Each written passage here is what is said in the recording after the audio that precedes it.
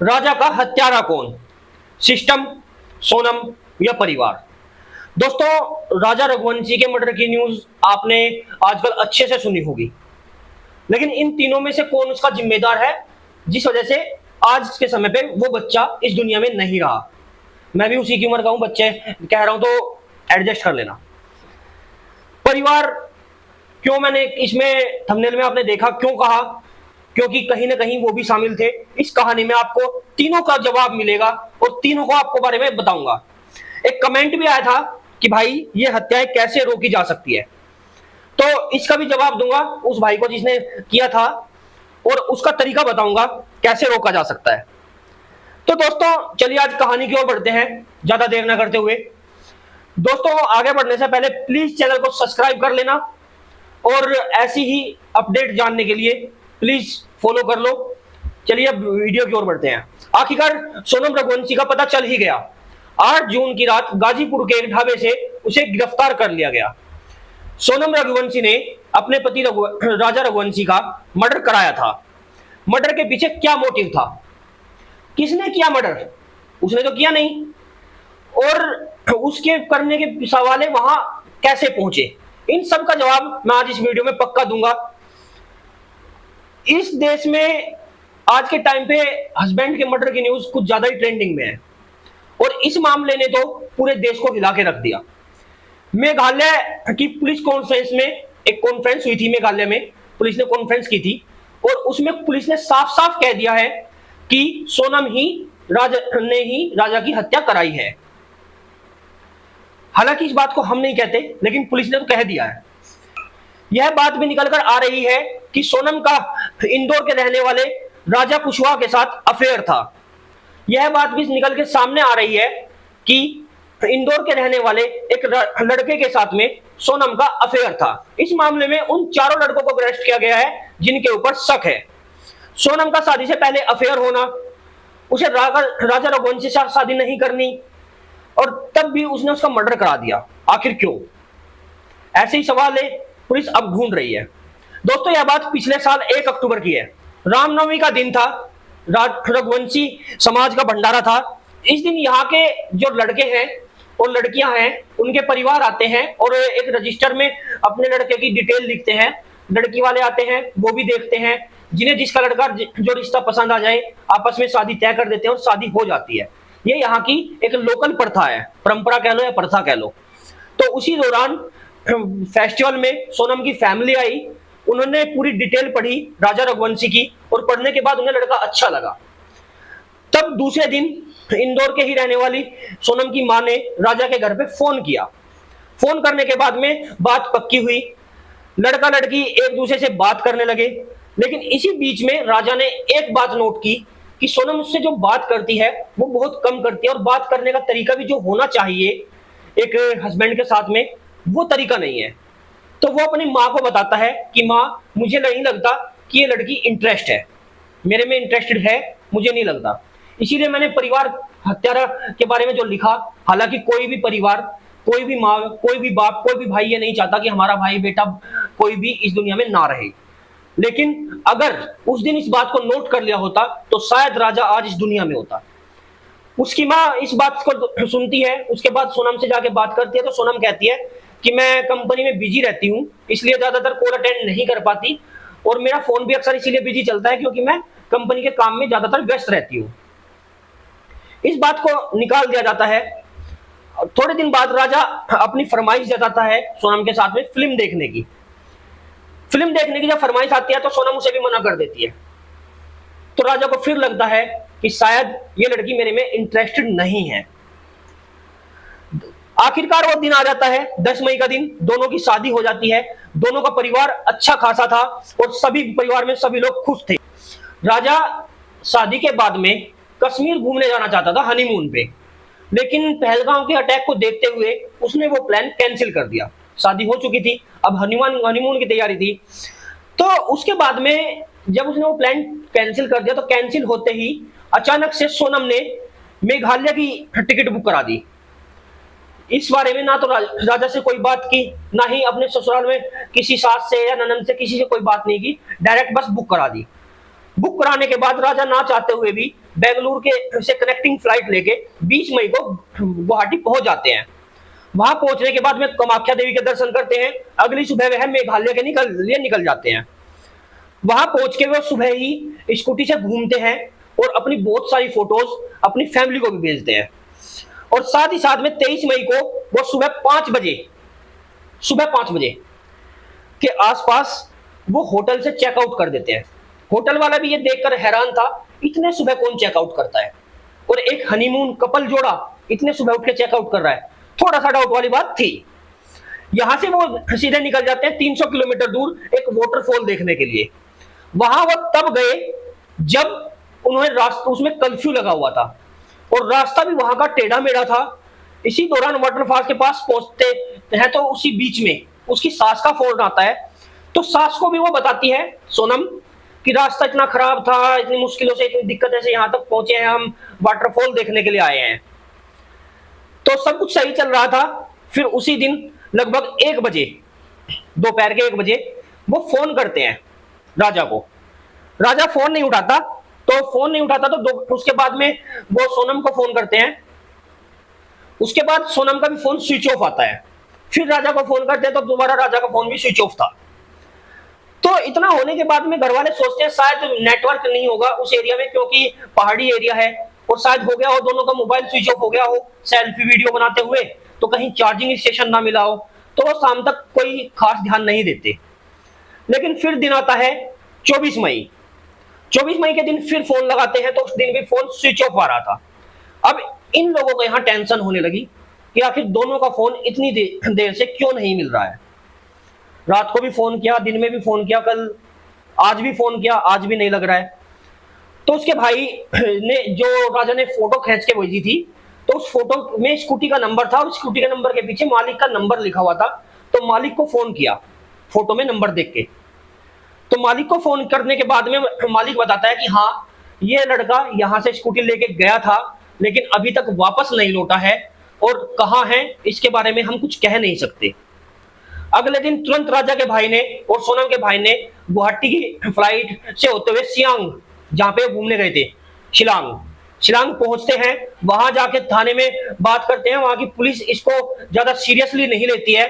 सोनम के घर वाले इंदौर के कमिश्नर में शिकायत करते हैं, तो वहां पे कमिश्नर साहब फिर पुलिस में शिकायत करते हैं। फिर कमिश्नर साहब इंदौर के जो पुलिस कमिश्नर हैं उनसे बात करते हैं, शायद या इधर उधर फोन करते हैं, तो वहां की बात आगे कमिश्नर सुन लेते हैं। और ये मामला होते हुए मध्य प्रदेश के जो मुख्यमंत्री है मोहन यादव तक भी पहुंच जाता है। जब इतने ऊपर तक सिफारिश चली जाती है तो वहां की पुलिस एक्टिव हो जाती है और वहां पे ढूंढना सर्च टीम ऑपरेशन चलाया जाता है। दोनों की खोज हो रही थी, पुलिस को कोई सुराग हाथ नहीं लग रहा था। फिर काफी ढूंढने के बाद उनको स्कूटी मिलती है जो खाई में पड़ी हुई मिलती है। अब जो खाई में स्कूटी पड़ी हुई मिलती है तो वो उसको देखते हैं, तो जो ओनर था, ओनर ने तुरंत पहचान लिया कि हाँ, ये हमारी स्कूटी है जो वो लोग लेके गए थे। लेकिन फिर बात वहीं रुक जाती है कि राजा और सोनम का कोई पता नहीं था। जब दोनों का पता नहीं लग रहा था तो आगे बढ़ते हुए ये जाके एक लोकल से पूछताछ करते हैं। तो वहां का एक लोकल गाइड बताता है इन लोगों को कि मैंने उनको ऑफर की थी सर्विस कि चलो मैं आपको घुमा देता हूं, लेकिन उन्होंने मेरे से सर्विस नहीं ली, किसी और से सर्विस ले ली। लेकिन उस टाइम पे वो 2 नहीं थे। यहां से खुलासा होना शुरू होता है, वो 2 नहीं थे, वो लोग, उनके साथ में 3 लोग आदमी और भी थे, और वहां पर वो तीनों हिंदी में बात कर रहे थे। मेघालय और असम के साइड में, इस साइड में हिंदी बोलना आम बात नहीं है, और वहां के अगर लोकल आदमी हिंदी बोलता है और जो हमारे साइड, दिल्ली साइड का आदमी है, हम हिंदी बोलते हैं, तो उसमें फर्क है। तो उनकी बोलचाल से उसने पहचान लिया कि यहाँ के लोकल तो नहीं है, कोई बाहर के रहने वाले हैं। तो उसके बाद में टाइम बीतने लगता है और खोजबीन शुरू हो जाती है। 2 दिन बारिश की वजह से इनकी खोजबीन भी बंद रहती है, लेकिन फिर दोबारा खोजबीन शुरू होती है। जब बारिश रुक जाती है तो काफी दूर जाके एक खाई में राजा की भी लाश मिलती है।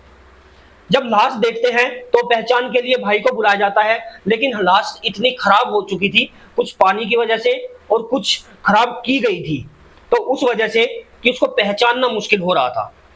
लेकिन जैसे ही वो अपने भाई की कलाई देखता है तो कलाई पे राजा नाम लिखा हुआ था, जिसको वो पहचान लेता है और फूट फूट के रोने लगता है। अब पुलिस ने राजा को ढूंढ लिया था, सोनम को ढूंढना बाकी था। तो यहाँ के कई बार लोकल रूमर फैलता है कि कहीं ऐसा तो नहीं कि किसी गैंग ने सोनम को उठा के और जो बांग्लादेश है, बांग्लादेश में बेच दिया हो, या फिर ऐसा तो नहीं कि लोकल गैंग ने मर्डर किया हो। तो ऐसे बातचीत चल ही रही थी कि पोस्टमार्टम की रिपोर्ट आ जाती है और वो एक खतरनाक चौंकाने वाला खुलासा करती है। राजा का मर्डर ऊपर से गिरने की वजह से नहीं हुआ था। राजा का मर्डर उस किसी धारदार ब्लेड या फिर हथियार मार के किया गया था। और कहीं तक मानना यह भी है जिससे पेड़ काटे जाते हैं, शायद कोई ऐसी वस्तु थी जिससे राजा का मर्डर किया गया था। तो ये एक्सीडेंटल नेचुरल मौत तो नहीं थी। अब 3 लड़कों का दिखना साथ में, सोनम का गायब होना, सोनम का ना मिलना, अब एक इशारा कर रहा था कि कहीं ये वो ही कांड तो नहीं है जो पहले मेरठ में, उरई में, हरियाणा में कई जगह हो चुका है। 2024 अक्टूबर नवंबर से उठाएं और 2025 की आज की डेट तक बात करें तो शायद 15 कत्ल हो चुके हैं जो बीवियों ने अपने हस्बैंड के मर्डर किए हैं। तो कहीं ये वही तो मामला नहीं है। सबके दिमाग में बोलने लगता है लेकिन बोलता कोई भी नहीं है।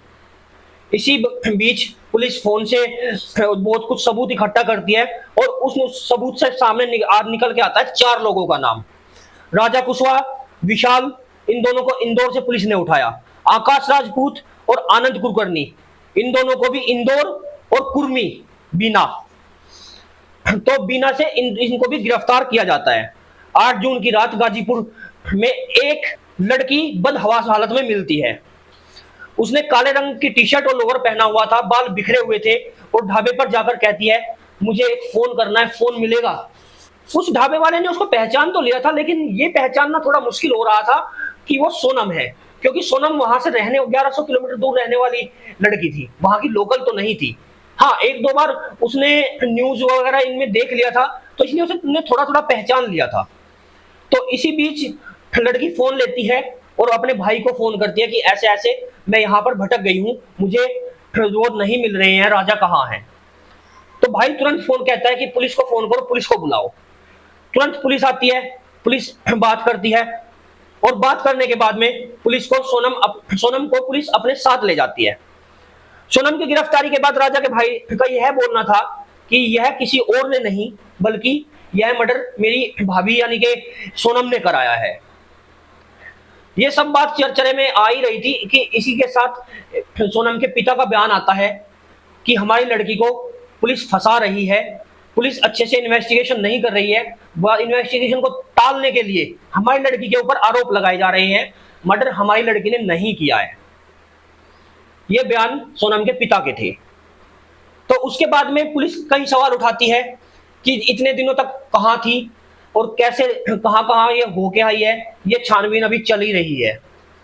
दोस्तों, आज एक कमेंट आया था और कमेंट में लिखा था कि इन सब चीजों को कैसे रोका जा सकता है। मैं कोई कानून का विशेषज्ञ तो नहीं हूं, ठीक है, लेकिन अपनी राय दे सकता हूं। राय अच्छी लगे या बुरी ये तो मैं नहीं कह सकता। जैसे मैंने लिखा था कि हत्यारा कौन, सोनम के ऊपर तो शक चल ही रहा है। फैमिली का मैं बीच में बता चुका हूं कि फैमिली ने बात नहीं सुनी, वो बीच में पहचान गया था कि ये लड़की मेरे में इंटरेस्टेड नहीं है।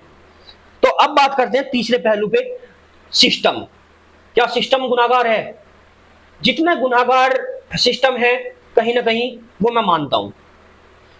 इसलिए मानता हूं क्योंकि भारत में आप देखो तो महिला अदालत, महिला कोर्ट अलग से हैं। तो क्या पुरुष सिर्फ हिंसा सहने के लिए बने हैं?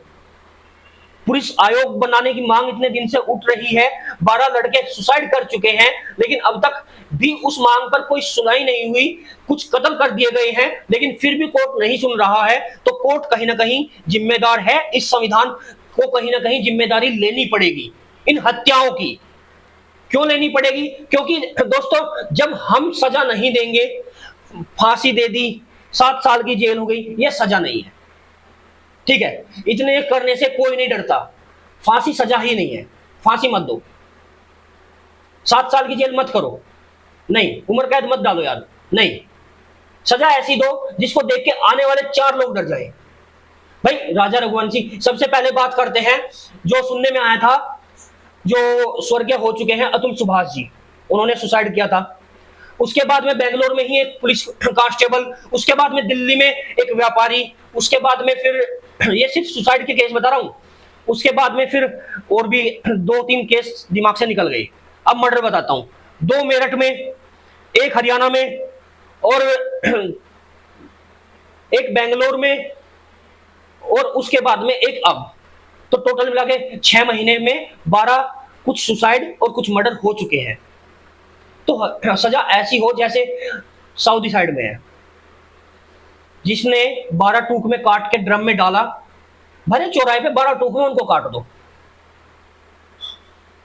चाहे लड़का हो या लड़की, जरूरी नहीं है। अगर लड़के ने अपनी वाइफ के साथ गलत किया, उसके 12 टूक किए, तो लड़के को भी काट दो। सजा ऐसी दो जिससे पब्लिक में खौफ बन जाए, नहीं तो मत दो, छोड़ दो, कोई बात नहीं, गलती हो गई, बच्चे हैं, जाने दो, जेल वेल में मत भेजो। सजा ऐसी होनी चाहिए कि जो ये कहे कि हाँ, इस सजा को सुन के भी डर लगता है, हम आगे से गुनाह नहीं करेंगे, हम आगे से कोई पाप नहीं करेंगे। ये मेरा ओपिनियन है, आप लोगों का कुछ भी हो सकता है, हर किसी का ओपिनियन अलग अलग होता है। 7 के साथ इंतजाम कर दो, 8वां अपने आप रुक जाएगा। बाकी जो सरकार चाहे वो वैसा तो चल ही रहा है। आप लोगों के क्या ओपिनियन है कमेंट में बता सकते हैं। चलिए मिलते हैं किसी नेक्स्ट केस में, तब तक के लिए नमस्कार।